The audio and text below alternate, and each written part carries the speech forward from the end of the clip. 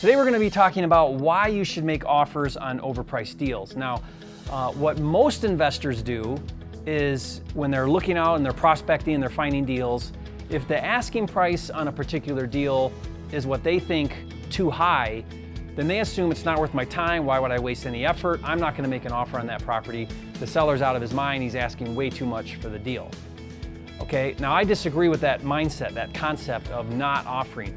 I think you should offer on every single deal, whether it's overpriced or underpriced.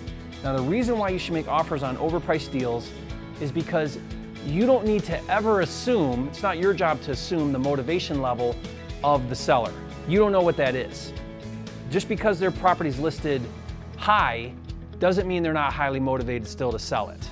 So the only way you find out the motivation level of a seller, because they're not going to tell you point blank, even if they do tell you, you don't really know. The only way you know is by making an offer and seeing what they do. So here's what I do. On overpriced deals, I don't spend a whole lot of effort. I actually don't even go out and look at these deals. I just throw a lowball offer.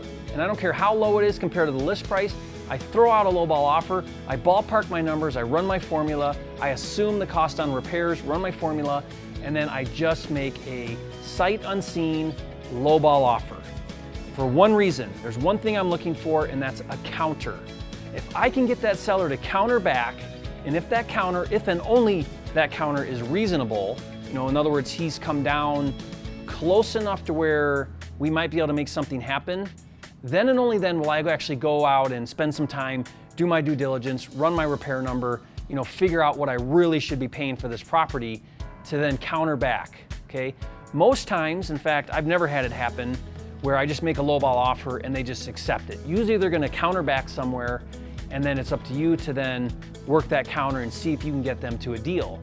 So I've done, it's not like this happens every single time, but if you consistently get in the habit of making offers on these overpriced deals, you will have a situation where you will get a deal. There was a deal I got recently where it was listed really high. My offer was half of list price. Now, that was obviously below what I really was willing to pay. And we went back and forth. We ended up settling on a price and I got the deal. And at the closing, I asked the seller, why'd you accept my offer? I was curious to find out what was going on there. And what he said was really telling. He said, when I came out with this property, I thought that was a reasonable price.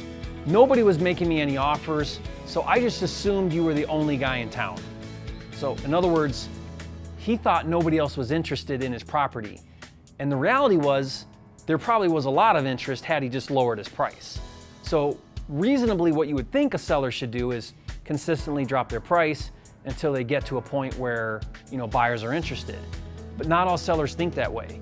Banks don't think that way with REOs, short sale, nobody thinks that way, or I should say, in a lot of cases, the seller's not thinking that way. He's not thinking, I should be dropping my price consistently every week to get to a point where I've got interested buyers. They just, for whatever reason, they don't, and that's okay.